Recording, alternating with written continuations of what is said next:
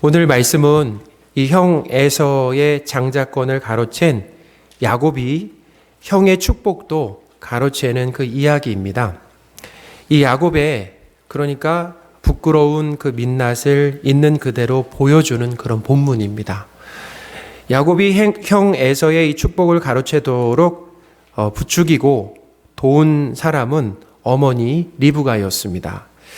리브가는 남편 이삭이 큰아들 에서를 불러서 이 장자의 그 복을 빌려고 하는 그 계획을 들었는데, 이 이삭은 에서에게 그 사냥한 그 고기를 별미로 만들어 오면 그 맛있는 음식을 먹고 축복하겠다라고 이렇게 했습니다. 에서가 그 아버지의 말을 듣고 사냥을 하기 위해 나갔을 때 리브가는 야곱을 불렀습니다. 리브가는 아버지와 형이 나눈 이 대화의 내용을 알려주면서 야곱이 이 장자의 복을 가로챌 수 있는 계획을 말했어요.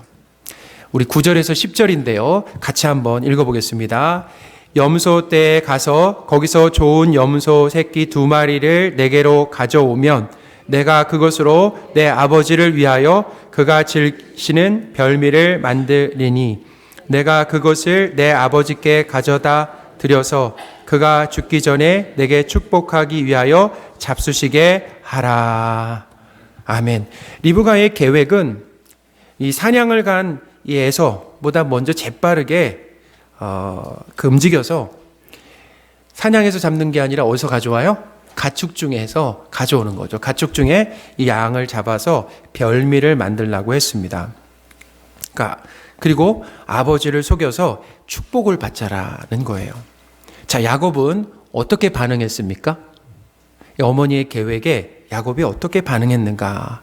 기본적으로 세 가지 경우를 생각할 수 있죠. 거기에 찬성하거나 아니면 반대하거나 아니면 잠깐 고민해 보겠습니다 라고 이렇게 얘기할 수 있잖아요. 야곱은 아버지를 속이면서까지 내가 복을 받을 수는 없습니다 라고 이렇게 말하면서 반대하지 않았습니다. 그죠? 반대하지 않았어요. 축복을 받기 위해 아버지를 속여도 될지를 고민하지 않았어요. 자, 고민하지 않았죠? 오히려 이 야곱은 아버지를 속인 것이 들통나가지고 자신이 뭐예요? 복이 아니라 저주를 받을 것에 대한 그런 두려움에 사로잡혀 있었다라는 거예요. 우리 11절, 12절 말씀 같이 한번 읽어보겠습니다. 야곱이 그 어머니 리브가에게 이르되 내 형 에서는 털이 많은 사람이요 나는 매끈매끈한 사람인즉 아버지께서 나를 만지실진대 내가 아버지의 눈에 속이는 자로 보일지라 복은 고사하고 저주를 받을까 하나이다. 아멘. 야곱은 이 속이는 것이 잘못된 행동이다라고 하는 것을 알았습니까? 몰랐습니까? 그렇죠. 알았습니다. 그런데 야곱은 복을 받기 위해서라면은 아버지도 속일 수 있다라고 이렇게 생각을 했어요. 그러니까 이 복의 눈이 멀어가지고 아버지에 대한 그런 도리까지 저버린 그 야곱의 그런 부끄러운 모습을 이제 우리가 보게 된다라는 거죠. 야곱이 이 저주에 대한 두려움이 있었습니다. 아버지를 속이는 것에 대한 것이 아니라 저주에 대한 두려움. 이렇게 주춤하고 있는데 그것 때문에 주춤하는 거예요. 어머니가 뭐라고 얘기합니까? 이렇게 저주는 자신이 내가 받을 테니까 빨리 가서 뭘 가져오라고 합니까? 염소를 가져와라. 이렇게 다그쳤습니다. 리브가는 야곱이 축복을 받을 수 있도록 또 남편 이삭을 속이기 위해서 아주 빈틈없이 꼼꼼하게 준비했다라는 거예요. 이삭은 지금 이때 노안으로 인해서 시력을 거의 잃었습니다. 시력을 잃었다라는 거예요. 그래서 노안으로 시력을 잃은 이삭이기에 시각과 청각을 제외한 이삭의 모든 감각을 속이려고 아주 철저하게 일을 진행했습니다. 자, 뭘 제외했다고요? 이삭의 시각과 청각을 제외한. 청각을 속일 수는 없었어요. 우리가 지금 본문에서도 보지만 청각을 이 야곱의 목소리로 인해서 이삭이 의심했죠. 그리고 이미 이삭은 눈이 어두워졌기 때문에 시력을 잃었기 때문에 그 시력을 속일 필요는 없었다라는 거죠. 그리고 제가 이렇게 본문을 준비하면서 보니까 야곱과 에서는 쌍둥이잖아요. 근데 일란성 쌍둥이일까요? 이란성 쌍둥이일까요? 이란성이요? 일란성? 저도 이렇게 곰곰이 보니까 이제 일란성 쌍둥이에 가깝다라는 거죠. 그러니까 야곱도 뭐라고 그러냐면 이래요. 자기와 야곱의 구분은 뭘로 합니까? 털로 하는 거, 털. 그러니까 겉볼 때는 어떻다라는 거예요? 그렇죠. 비슷하다. 일란성 쌍둥이였다라는 거예요. 그래서 이 노안으로 시력을 잃은 이삭이기에 시각과 청각을 제외한 이삭의 모든 이 감각을 속이려고 아주 철저하게 일을 진행했다라는 거죠. 이삭의 미각을 만족시키기 위해서 염소를 가지고 그러니까 보세요. 왜 가축 중에서 염소였을까?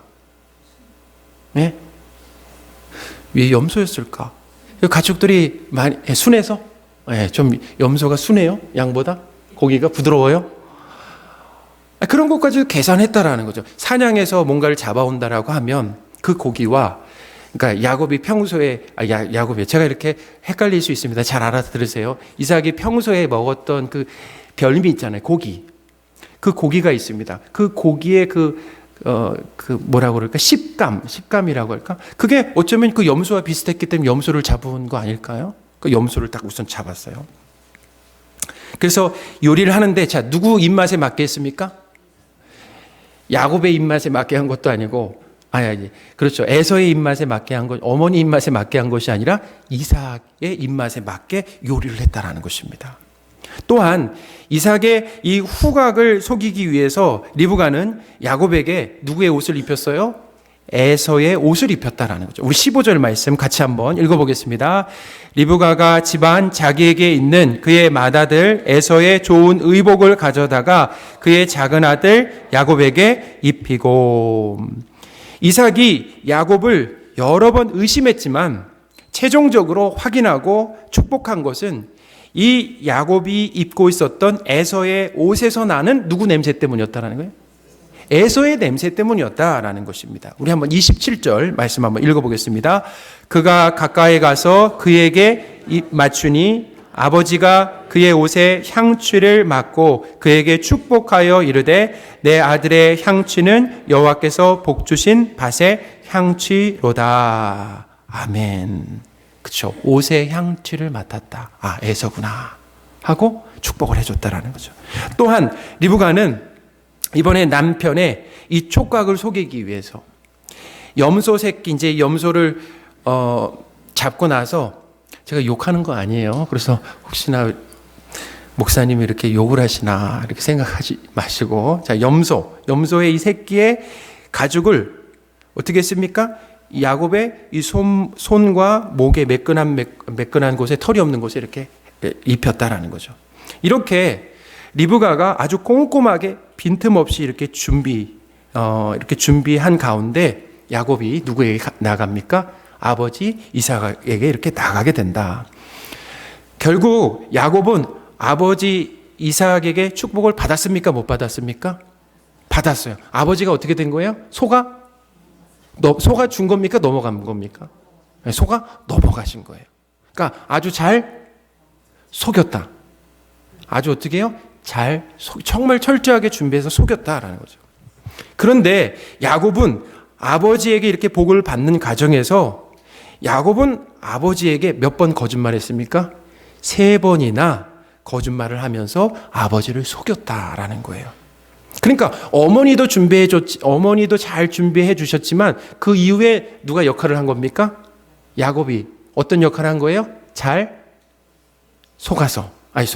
거짓말을 3번이나 잘 해서 이제 복을 받았다라는 거죠.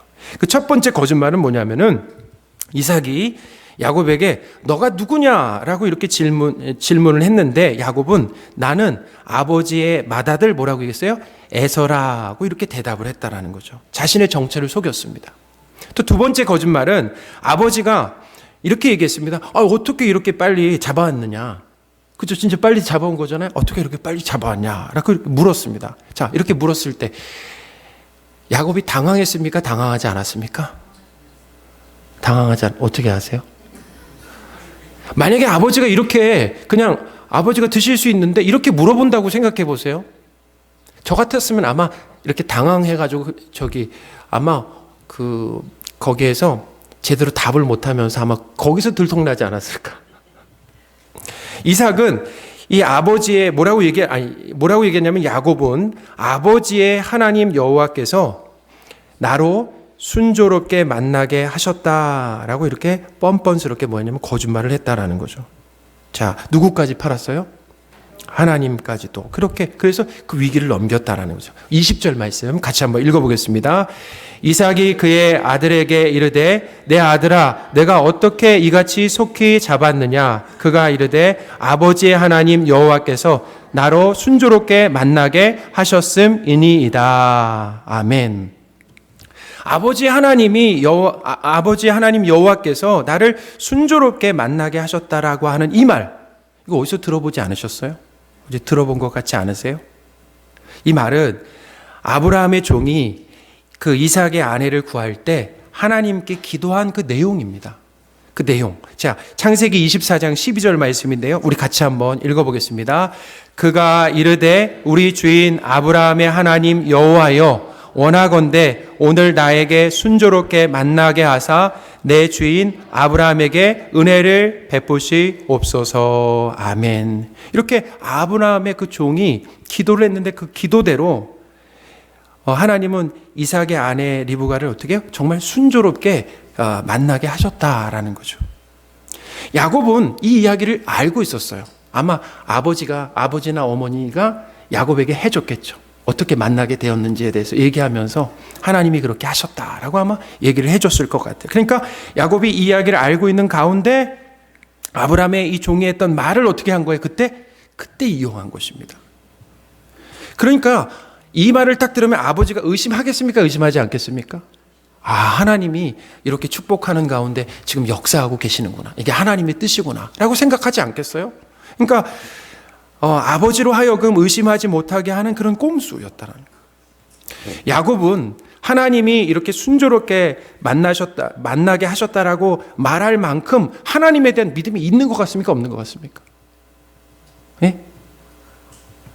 야곱이 이거 하나님이 이렇게 순조롭게 만나게 하셨습니다라고 말할 만큼 그런 믿음이 있는 것 같으세요? 없는 것 같으세요? 믿음이 있었으면 이렇게 복을 받기 위해서 인간적인 방법을 쓰지 않겠죠. 기다리겠죠. 야곱은 그렇게 믿음이 있었던 사람이 아닌 것 같습니다. 그런데 야곱은 어떤 사람이냐면 참 순발력과 머리 회전이 빠른 아주 똑똑하고 그리고 신중한 사람이다라는 생각이 든다라는 거죠. 왜냐하면 이미 그 아버지에게 가기 전에 어떤 상황이 발생할 거라는 것, 아버지가 어떤 질문을 할 거라는 것을 어떻게 한 거예요? 미리 다 생각한 거죠. 다 그것들을 생각하고 아버지가 이렇게 질문하시면 내가 이렇게 대답해야겠다라고. 그러니까 아버지는 이삭의 예상에서 벗어났습니까? 벗어나지 않았습니까? 제가 아버지는 야곱의 그 예상에서 벗어났습니까? 벗어나지 못했습니까? 벗어나지 못했어요. 그러니까 그만큼 이 야곱이라는 사람은 어떤 사람이냐면 아주 참 똑똑한. 근데 그 똑똑함을 이제 잘못 사용한 것이 이제 문제죠.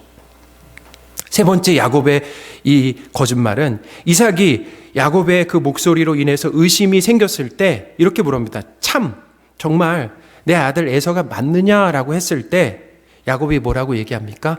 예 라고 이렇게 대답을 했습니다. 자, 야곱 보세요. 오늘 제가 말씀 서두에서 오늘 이 말씀은 어떻게 보면 창세기 27장은 그 야곱의 부끄러운 민낯을 있는 그대로 다 보여준다라고 이렇게 얘기했습니다. 야곱은 입만 열면 거짓말을 했어요. 또 어쩌다가 거짓말을 하는 것이 아니라 거짓말이 습관인 것 같고 또 눈 하나 깜짝하지 않고 뻔뻔하게 거짓말을 참 잘합니다. 거짓말을 잘하니까 어떻게 아버지까지 어떻게 됩니까? 속아 넘어가요. 속아 넘어. 그러니까 오늘날로 말하면 야곱은 어떤 사람이에요?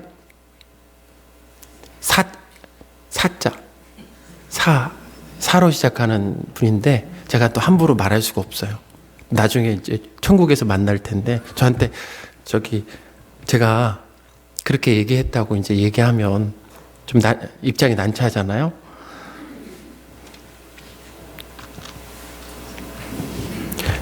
정말 똑똑하지 않으면 이런 일을 할 수가 없죠. 그죠?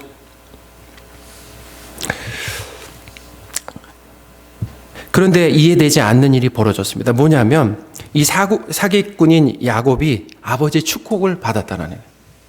그 축복의 내용이 27절에서 이제 29절에 이제 나와 있는데요. 28절과 29절 한번 우리가 천천히 읽어보도록 하겠습니다.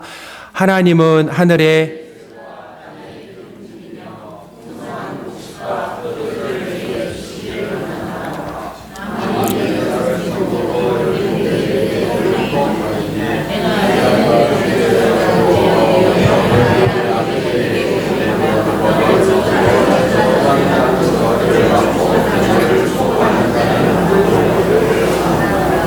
아멘.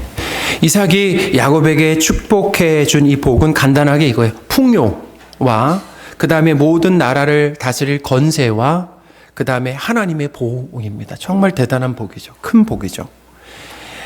야곱이 이삭에게 이 받은 장자의 복은 하나님이 처음에 누구에게 주신 거예요? 아브라함에게 약속하신 복입니다. 그리고 이 아브라함의 복이 누구에게 계승됐습니까? 이삭에게 계승되었고 이제 이삭은 그 복을 누구에게 계승합니까? 야곱에게 계승을 했습니다. 하나님은 야곱이 이 아버지까지 속여가면서 축복받은 가운데 야곱을 막으셨습니까? 막지 않으셨습니까? 자, 막으셨어요? 막지 않으셨어요? 막지 않으셨어요. 그리고 야곱이 뭘 받게 하셨습니까? 복을 받게 하셨다라는 거죠. 참 이상해요. 우리가 여기서 참 이상하다 이렇게 생각을 해야 합니다. 왜냐하면 그런 계획 가운데 하나님 막으시고 복이 아니라 뭘 받아야 돼요? 하나님의 심판을 받아야 되는 상황이잖아요. 근데 하나님이 그런 야곱의 그런 이 속임 가운데 결국에는 야곱이 복을 받게 하셨다라는 거죠.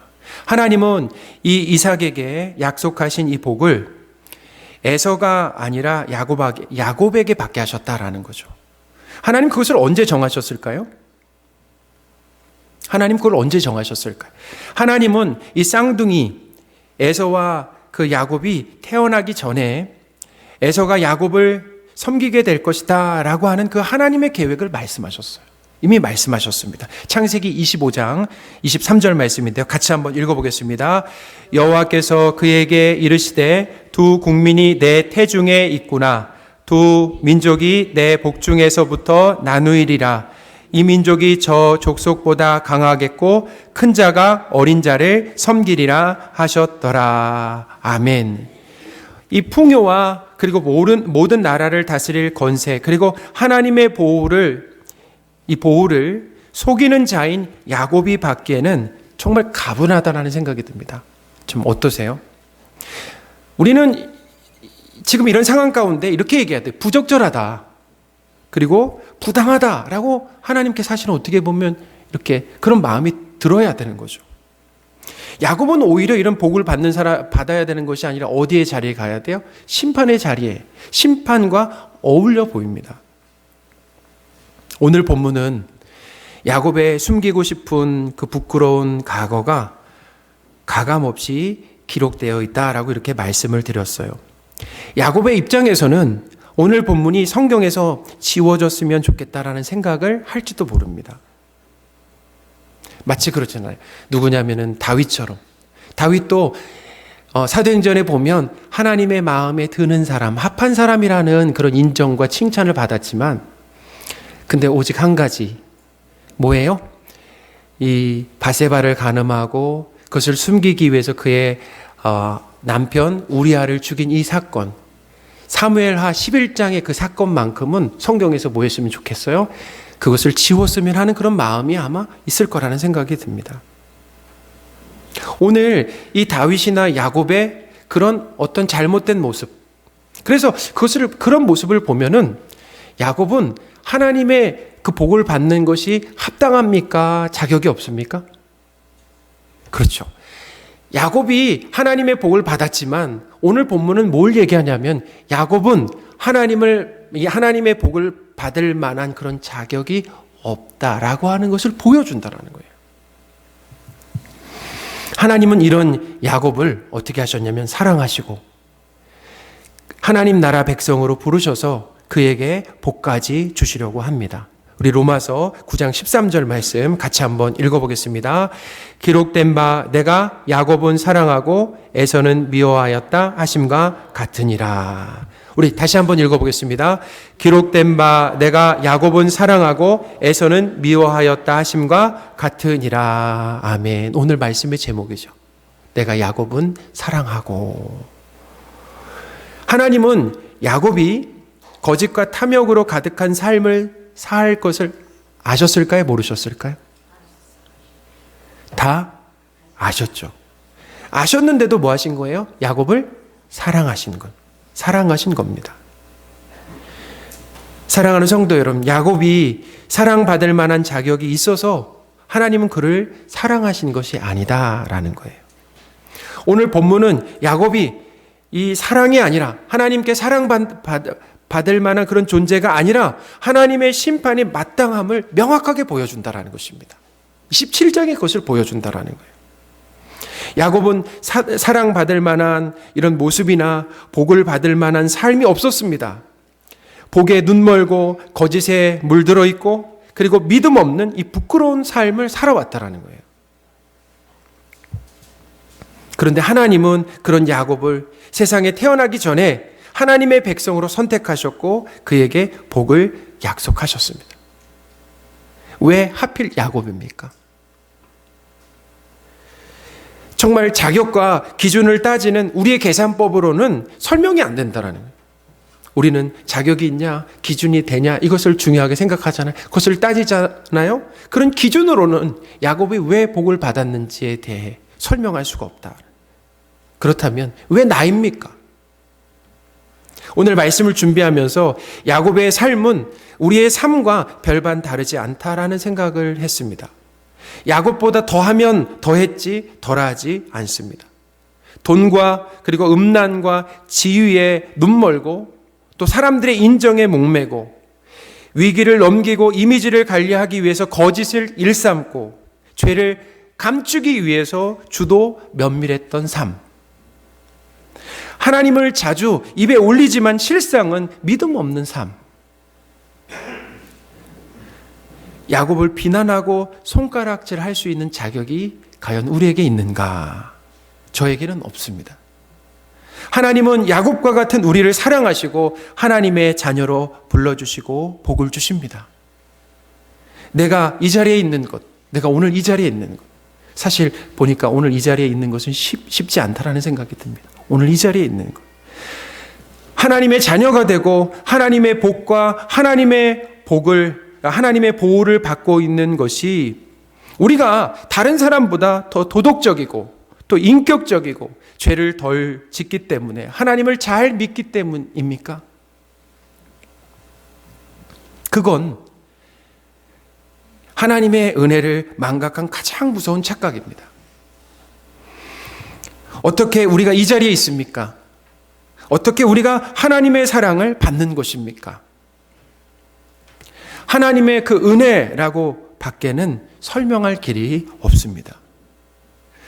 우리의 노력이나 수고로 하나님의 사랑을 받고 그분의 자녀가 되고 그 복을 받을 만한 자격을 나 스스로 충분히 갖춘 것이 절대로 아닙니다.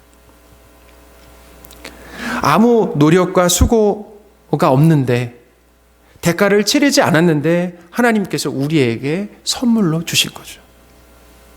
내 지나온 삶과 그리고 현재의 삶을 보더라도 하나님의 사랑과 그리고 그 자녀됨과 복을 받을 만한 자격이 없다라고 하는 것이 여실히 드러난다는 것입니다.